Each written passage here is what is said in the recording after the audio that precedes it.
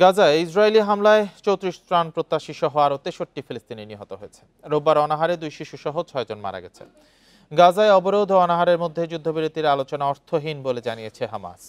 উপত্যকাটিতে অপুষ্টি উদ্বেগজনক পর্যায়ে পৌঁছেছে বলে সতর্ক করেছে বিশ্ব স্বাস্থ্য সংস্থা। তবে গাজায় কোনো দুর্ভিক্ষ নেই বলে দাবি করেছে ইসরায়েল। ২১ মাস ধরে ইসরায়েলের অবরোধের কারণে ভয়াবহ খাদ্য সংকট দেখা দিয়েছে গাজায়। সাম্প্রতিক সপ্তাহগুলোতে গাজায় ত্রাণ প্রবেশ সম্পূর্ণ বন্ধ থাকায় দুর্ভিক্ষ দেখা দিয়েছে সেখানে। উপত্যকাটিতে এ পর্যন্ত অনাহারে ১৩৩ ফিলিস্তিনির মৃত্যুর কথা জানিয়েছে স্বাস্থ্য মন্ত্রণালয়। গাজায় অপুষ্টির মাত্রা উদ্বেগজনক পর্যায়ে পৌঁছেছে এবং তা বিপজ্জনক গতিপথে রয়েছে বলে সতর্ক করেছে বিশ্ব স্বাস্থ্য সংস্থা।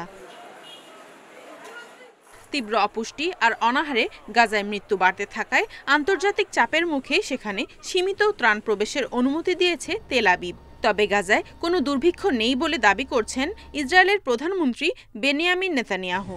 হামাস ইসরায়েলের বিরুদ্ধে গাজাবাসীকে অনাহারে রাখার মিথ্যাচার চালাচ্ছে বলেও অভিযোগ করেন তিনি। গাজাবাসীকে অনাহারে রাখার নীতি প্রয়োগ করেন ইসরায়েল। আমরা ত্রাণ প্রবেশের সুযোগ দিয়েছি বলেই ফিলিস্তিনিরা বেঁচে আছেন। গাজায় নিরাপদ করিডোর খোলা হয়েছে। আন্তর্জাতিক সংস্থাগুলো যেখানে খুশি সেখানে খাবার পৌঁছে দিতে পারছে।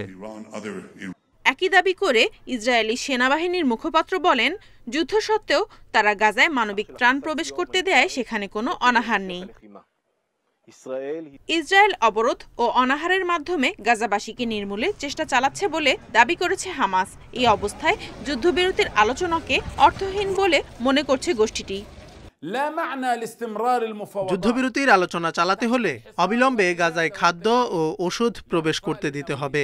ইসরায়েলের সঙ্গে সব ধরনের রাজনৈতিক, কূটনৈতিক ও বাণিজ্যিক সম্পর্ক ছিন্ন করতে আরব ও মুসলিম দেশগুলোর প্রতি আহ্বান জানাচ্ছি।